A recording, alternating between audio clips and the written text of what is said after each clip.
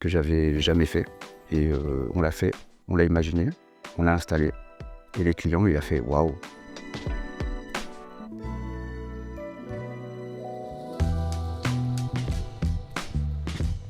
Alors, je suis David Tabouret, j'ai créé la Trappe à Ballon en 2007. Donc la Trappe à Ballon, nous sommes situés à Bischulaire.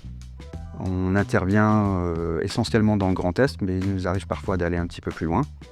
Donc nous sommes 2 dans la société. Après, pour les grosses périodes, j'ai 2-3 extras qui nous aident. Et donc on fait quoi? On fait donc tout ce qui est décoration de ballons événementiel. Donc c'est pour les pros, c'est pour les particuliers, c'est pour les associations. Il n'y a pas de petits ou grands clients. Vous voulez juste un bouquet de ballons pour faire plaisir à votre enfant, on le fait. Vous avez un magasin, vous voulez des milliers de ballons pour marquer le coup, on le fait. Donc ça va des bouquets de ballons, ça va aux arches, des murs de ballons. Et à côté de ça, on a une petite activité en plus, c'est-à-dire qu'on fait de la sculpture de ballons. Vous faites une OP commerciale, vous lancez un nouveau produit. Vous avez un anniversaire, mercredi après-midi avec vos enfants. Je viens pendant 1 heure, 2 heures, toute la journée et je vais vous faire plein de sculptures de ballons. Des chiens, chats, épées, des fleurs, tout ce qui vous passe par la tête. On sait faire.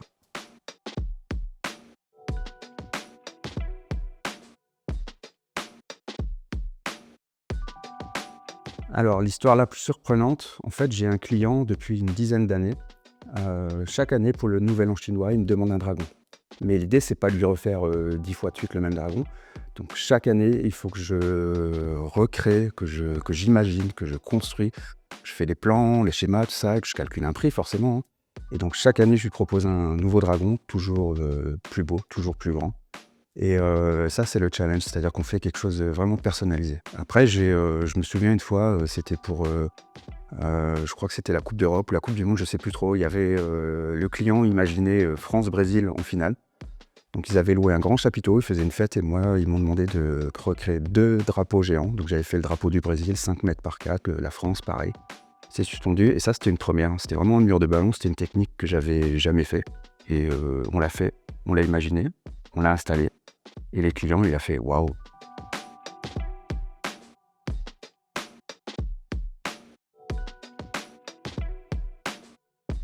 Alors, il n'y a pas de ballon précis.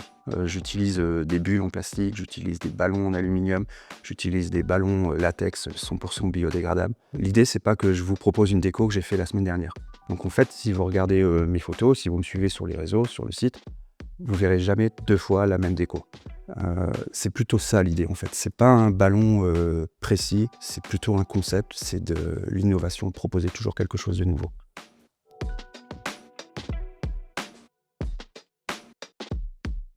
Alors le projet le plus difficile à réaliser, c'était à l'occasion des 10 ans de la Trappe à Ballons. On voulait marquer le coup. J'ai cherché quelqu'un qui pouvait me proposer un local. Donc on a trouvé la ville de Haguenau. À l'époque, on avait nos locaux là-bas. Je leur ai vendu le projet. L'idée, c'était de créer un décor géant. Les gens y venaient, ils visitaient. On a choisi la période de Noël, festive. Et donc j'ai commencé à concevoir un projet. Moi, 10 ans, ben, je me suis dit 10 000 ballons, c'est top. J'ai commencé à faire les plans. De 10 000, au bout de 3 jours, j'étais à 15 000. Ensuite, j'étais à 20 000. Et au final, j'ai livré un décor de 25 000 balles. Et ce qui était dur, en fait, c'était pas la conception en soi du décor, hein. J'avais une équipe de 5 personnes avec moi. On avait 5 jours, pas plus, pour créer tout ça. Et le plus dur, bah, ça a été de driver les gens, de leur dire voilà, il faut que toi tu fasses ça, toi tu fasses ça. Donc je chapeautais un petit peu tous les postes. En même temps, bah, je créais, hein. Je gonflais tout ça et on n'a pas beaucoup dormi. Mais au final, c'était une grosse réussite. C'était ouvert au public pendant 2 semaines. Il y a eu des milliers de personnes. J'en garde un souvenir exceptionnel.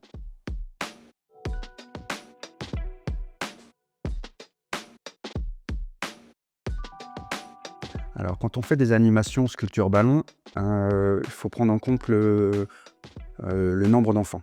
S'il y a beaucoup d'enfants, il faut aller vite. On n'a pas le temps de faire de la sculpture très élaborée. S'il n'y a pas trop de monde ou s'il y a un petit creux, c'est toujours bien de montrer un peu ce qu'on sait faire. Et donc, du coup, là, dans ce cas-là, j'ai un perroquet, par exemple, c'est celui qui me vient en tête. Il y a une quinzaine de ballons et il me faut 4-5 minutes pour le faire. Mais quand je le sors, les gens, ils sont waouh, bluffés, on n'a jamais vu ça. Quand il faut aller vite, voilà, j'ai le petit poisson avec les yeux globuleux, j'ai la petite tortue, fait toujours sensation. Parfois, entre les deux, je trouve un bon compromis et je sors la pieuvre. La pieuvre, c'est vraiment la sculpture. À chaque fois que je la fais, tout le monde veut des pieuvres après. Et c'est vraiment, ouais, elle est toute mimi avec ses tentacules, une grosse tête avec des poings et des yeux. Et c'est le bon compromis. Il faut aller vite, mais en même temps, on a le waouh.